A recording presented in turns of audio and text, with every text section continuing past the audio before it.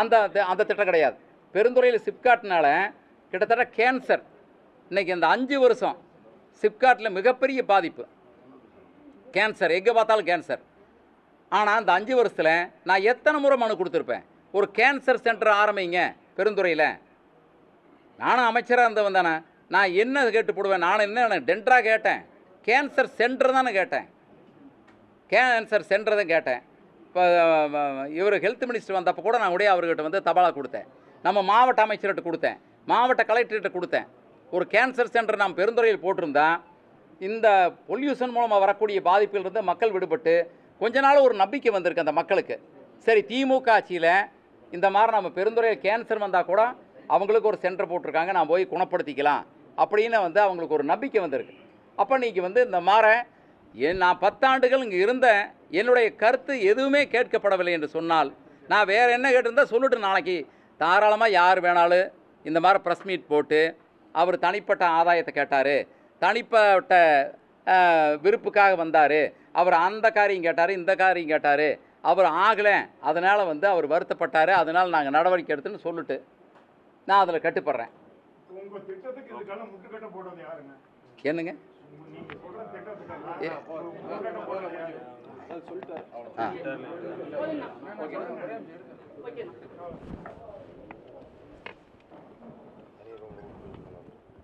கட்சி மாறுற எண்ணம் இன்றில்லையா இல்லை என்றுமே இல்லையா? இல்லை நாளை இல்லை எந்த எண்ணமும் எனக்கு கிடையாது. பத்திரிகையில் வந்த செய்திகள் தவறானது, அதாவது வந்து வாட்ஸ்அப்பில் வந்த செய்தி தவறானது. எனக்கு எந்த இயக்கத்திற்கும் செல்லக்கூடிய எனக்கு ஆசை இல்லை. இதுவரை அப்படிப்பட்ட முயற்சி எதிலும் நான் 100% ஈடுபடவில்லை. நான் உண்மையைத்தான் சொல்லுவேன், உண்மைக்கு மாறாக எதுவும் பேச மாட்டேன். அத்துணையும் புரளி. ஆனால் நாளை என்பது நீங்கள் சொல்லியிருக்கிறீர்கள், நாளை இதை பற்றி நான் கொடுத்த இந்த விளக்கத்திற்கு ஏதாவது பதில் இருந்தால் எப்பொழுது வேண்டுமானாலும் நீங்கள் என்னிடத்தில் பேட்டி எடுக்கலாம். இன்னும் நிறைய செய்தி இருக்குது. ஆனால் நான் ஒரு இயக்கத்திலிருந்து நாம் ஒரு பொறுப்பிலிருந்து நடவடிக்கை எடுத்த பின்னால் ஒரு இயக்கத்தை பற்றி குறை சொல்வதோ அல்லது நாம் அங்கே இருக்கிற தலைவர்களை பற்றி குறை சொல்லிட்டு வெளியே வருவது அவ்வளோ மரியாதையாக இருக்காது. அதனால் எனக்கு தெரிஞ்ச ஒரு சிலதை மட்டும்தான் சொல்லியிருக்கிறேன். நிறைய பாதிப்புகள் இருக்கிறது, நிறைய பாதிப்புகள் இருக்கிறது. சிப்காட்டில் உங்களுக்கு தெரியும், சிப்காட்டில் வழக்கு போட்டாங்க. நீங்கள் சுற்றுச்சூழல் பாதிக்குன்னு சொல்லி உள்ளிருப்பு போராட்டம் பண்ணவங்க பேரில் வழக்கு போட்டாங்க. வழக்கு போட்ட குடும்பம் யாருமே நாங்கள் எங்களுக்கு ஓட்டு போடல.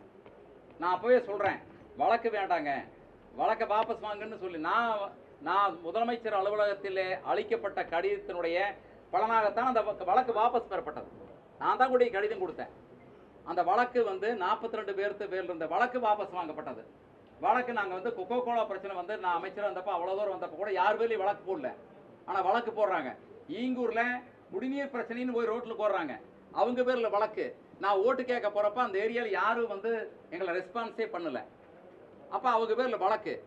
அப்போ நாம் இதெல்லாம் நாம் தேர்தல் 3 மாதம் இருக்கிறப்போ நீங்கள் எல்லாரது பேர்லையும் வழக்கு போட்டீங்கன்னா நாம் எப்படி போய் மக்களை சந்திக்க முடியும்? இதெல்லாம் ஒரு காரணம். இது காரணம் யாருங்கிறது இது காலம்தான் பதில் சொல்லும். இது தெரியும், எல்லாத்துக்கும் தெரியும்.